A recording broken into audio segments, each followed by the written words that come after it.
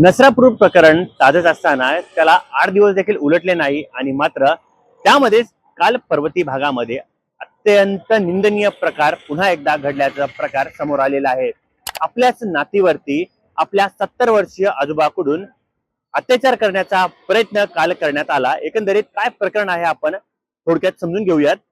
काल रात्री 8 ते 8:30च्या दरम्यान 70 वर्षीय नाराधाम याने आपल्याच नातीवरती अत्याचार करण्याचा प्रयत्न केला आणि हा नाराधाम त्यावेळी मात्र मद्यधुंद अवस्थेत होता आणि त्यावेळेस जे आपल्या मुलीचे 2 मुलं आहेत ती बाहेर कामाला जात होती आणि त्यामुळे मात्र तिचे जे दोन्ही चिरंजीव आहेत, दोन्ही जे मुलं आहेत ते मात्र आजोबांकडे राहत होते आणि एकंदरीतच यावेळी काल रात्री ही घटना घडली। त्याच्या आधी मात्र जो नातू होता त्याला मात्र आजोबांनी काही पैसे देऊन चॉकलेट घेण्यासाठी बाहेर पाठवलं आणि त्यानंतर मात्र तो मद्यधुंद अवस्थेत होता आणि त्यामुळे त्यानंतर त्यांनी मात्र त्याची जी 9 वर्षाची जी नात होती त्याच्यावरती अत्याचार करण्याचा प्रयत्न केला आहे आणि ज्यावेळेस तिचे कपडे काढत होते त्यावेळेस ती आरडाओरडा करत होती, स्वतःला वाचवण्याचा प्रयत्न करत होती आणि हा आवाज आल्याच्या नंतर मात्र जे आजूबाजूचे जे शेजारी आहेत त्यांना मात्र लक्षात आलं की नेमका काहीतरी इथे घटना घडते म्हणून तर त्यांनी पत्रातून डोकावलं आणि त्यानंतर मात्र एक घृणास्पद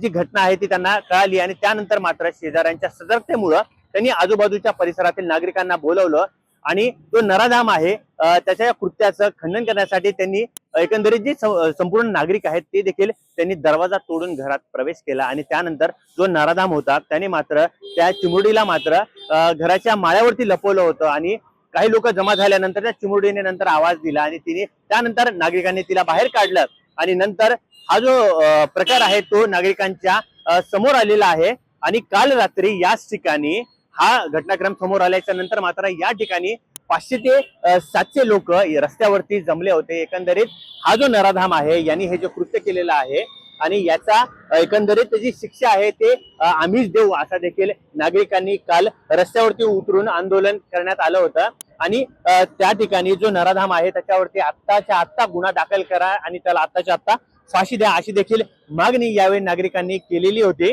आणि मात्र या प्रकरणामध्ये आता पोलिसांनी पोक्सो अंतर्गत कायद्याअंतर्गत या आरोपीवरती गुन्हा दाखल केलेला आहे आणि हा जो आरोपी आहे हा आरोपी 70 वर्षीय हा आरोपी आहे आणि मुख्य म्हणजे आपल्या नातीलाच त्याने हा प्रसंग अवधान म्हणजे असा कृत्य केलेला आहे आणि आरोपीचं नाव आहे अंबादास यल्लप्पा जाधव।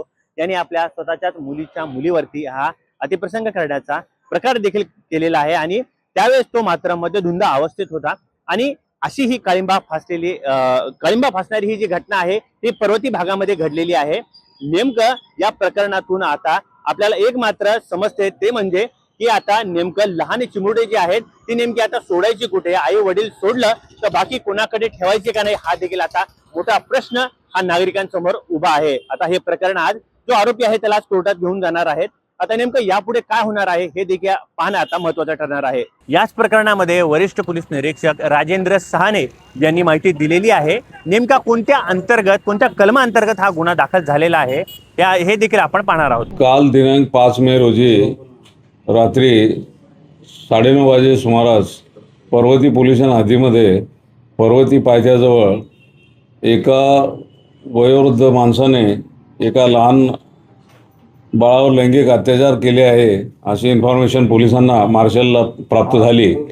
त्यानुसार तातडीने मार्शल त्या ठिकाणी गेले असता त्या भागातले काही नागरिक जे आहेत त्यांनी एका वयोवृद्ध नागरिकाला त्या ठिकाणी पकडून ठेवलेलं होतं। पोलिसांनी ताबडतोब इंटरव्हेन्शन केलं, त्या व्यक्तीला आपल्या ताब्यात घेतलं।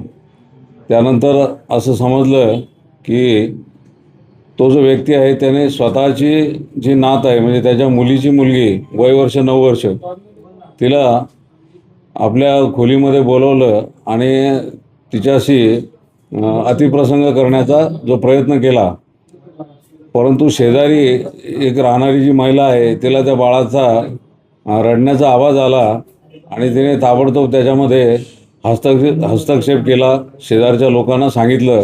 त्यामुळे शेजारच्या नागरिकांच्या मदतीनं त्या बाळाची ताबडतोब सुटका त्यांनी केली आणि पुढचा जो होणारा जो प्रसंग आहे तो त्यामुळे टळला।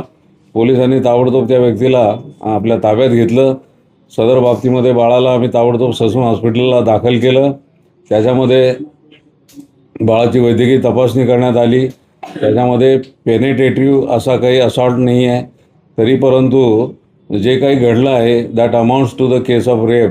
त्यामुळे आम्ही त्याच्यामध्ये गंभीर असा गुन्हा दाखल केलेला आहे.